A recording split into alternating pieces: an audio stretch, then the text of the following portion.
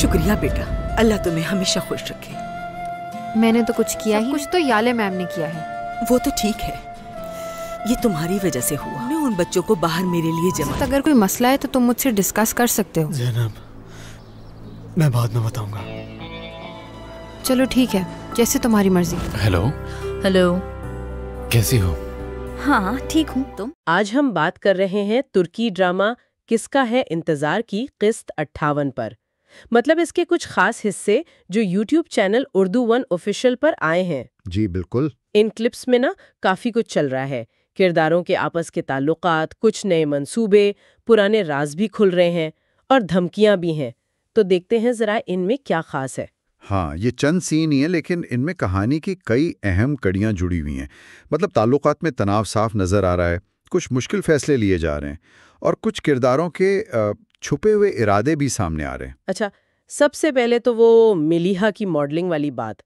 जमील साहब का आइडिया तो बड़ा दिलचस्प है। जी बिल्कुल। कि माँ बेटी यानी गुलीन साहिबा और मिलिहा, हाँ, एक साथ कैटलॉग में आए। जी, तो इससे मीडिया में काफी तवज्जो मिलेगी और मिलिहा खुद भी काफी खुश लग रही थी इस बात से। जी, वो तो पुरजोश थी, लेकिन जहान वो शुरू में थोड़ा हिचकिचा रहे थे। हाँ, क्यों, क्या वजह थी? देखें, एक तो शायद ये कि ग्लेन ने उनसे पहले डिस्कस नहीं किया, और दूसरा मेरे ख्याल है वो एक बाप वाली फिक्र भी थी शायद। अच्छा जी, लेकिन बाद में जब उन्हें लगा कि मिलिहा खुद भी ये चाहती है तो वो मान तो गए, मगर शर्तें रखें। शर्तें? कैसी शर्तें? यही कि वो पढ़ाई पर असर ना पड़े और कोई गैर अखलाकी किस्म की बात ना हो, जो कि समझ आती है। सही। और एक और बात, ग्लेन का अपना रवैया भी इस मामले में पहले से कुछ बदलावा नहीं लगा, जैसे वो भी अब ज्यादा खुली सोच रखती हूँ इस बारे में। हाँ, ये तो है।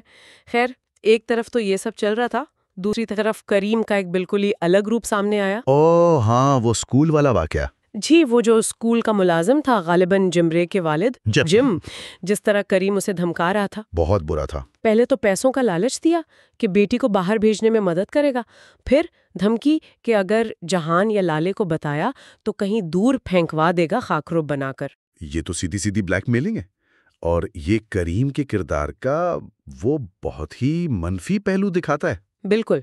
मतलब अपने फायदे के लिए दूसरों की मजबूरियों का, उनकी कमजोरियों का फायदा उठाना और धौंस जमाना, ये कोई इत्तेफाकी वाकया नहीं लग रहा था। नहीं, बिल्कुल नहीं। लगता है ये उसकी शख्सियत का हिस्सा है। जी, कि वो ताकत को कैसे इस्तेमाल करता है जब उसे मौका मिलता है। अच्छा, और जहाँ करीम ये सब कर रहा था, वहीं अमीना, वो भी एक मुश्किल में फंसी हुई थी। हाँ, अमीना और ज़ैनब की बातचीत। जी, उसने ज़ैनब को बताया कि उसने अपनी माँ से झूठ बोला था और वो लिबास फट गया था। अब उसे पैसे चाहिए, 1000 लीरा, वो भी 15 तारीख तक। ये छोटी बात लगती है, लेकिन नहीं, छोटी नहीं है। ये दोस्ती का इम्तिहान है। ज़ैनब ने फौरन कहा कि वो मदद करेगी, तसल्ली दी। हाँ, और फिर अमीना ने कहा कि किसी को पता ना चले, यहाँ तक कि बासित को भी नहीं। ओह, बासित को भी नहीं? जी, ये बात अहम है। ये उन नौजवानों की जिंदगी में भी राजदारी और भरोसे की अहमियत दिखाती है, और ख़ास तौर पर बासित से छुपाने वाली बात, ये उनके आपसी ताल्लुकात में कोई नया मोड़ ला सकती है। सही कह रहे हैं। अच्छा, फिर वो सीन जब मलिहा ने आखिरकार जहान को करीम के बारे में बता ही दिया। जी, वो भी एक अहम लम्हा था। जहान का रद्द-ए-अमल वो मेरी तवक्को से थोड़ा मुख्तलिफ था। सिर्फ हैरान नहीं हुए वो। हाँ, वो गए और करीम से मिले बाकायदा। बिल्कुल, और उसे वार्निंग दी कि मेरी बेटी से दूर रहो या उसे दुखी मत करना। मलिहा खुद हैरान थी कि अब्बू ने ये क्या किया। ये वो नस्लों का फर्क भी दिखाता है। बाप की एक वो शदीद प्रोटेक्टिव इंस्टिंक्ट होती है ना, जी, लेकिन शायद थोड़ी ज्यादा हो गई। दूसरी तरफ मलिहा है जो अपनी प्राइवेसी चाहती है, खास तौर पर ऐसे मामलात में। तो क्या लगता है, जहान के इस कदम से मामला सुलझेगा या मजीद उलझेगा? कहना मुश्किल है। हो सकता है करीम मोहतात हो जाए, या हो सकता है मलिहा और जहान में फासला बढ़े। देखते हैं।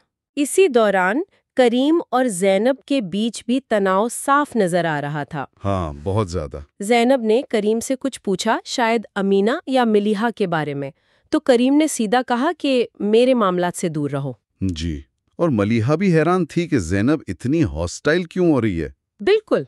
ये तो साफ जाहिर है कि ज़ैनब को करीम बिल्कुल पसंद नहीं, और वो उसके इरादों पर शक करती है, शदीद शक। یہ ٹکراؤ تو بڑھے گا پھر آگے جا کر۔ لگتا تو یہی ہے، خاص طور پر اگر زینب کو لگتا ہے کہ ملیحہ خطرے میں ہے۔ دوسری طرف باسط، وہ اپنی ہی ایک الگ کھوج میں لگا ہوا ہے۔ جی، بجی جان والے باکس سے جو خط ملے اسے، کینان کے۔ ہاں، اور پھر احمد انکل سے بات چیت، اپنے والد اور چچا کے بارے میں کچھ ایسی باتیں پتہ چلیں جو اس کے لیے تکلیف دہ تھیں۔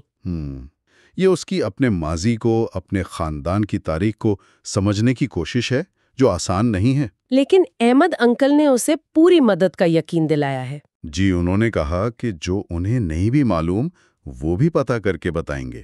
یہ بہت بڑی بات ہے۔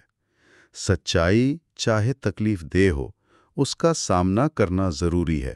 یہ باسط کے لیے اپنی شناخت کو سمجھنے کا سفر ہے۔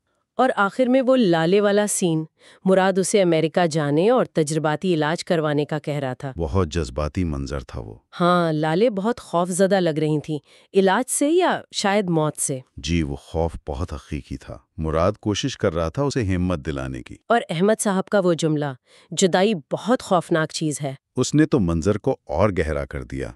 یہ صرف علاج کا فیصلہ نہیں ہے، یہ زندگی سے جڑے رہنے کی خواہش اور انجانے خوف کے درمیان ایک جنگ ہے، امید اور نا امیدی کی۔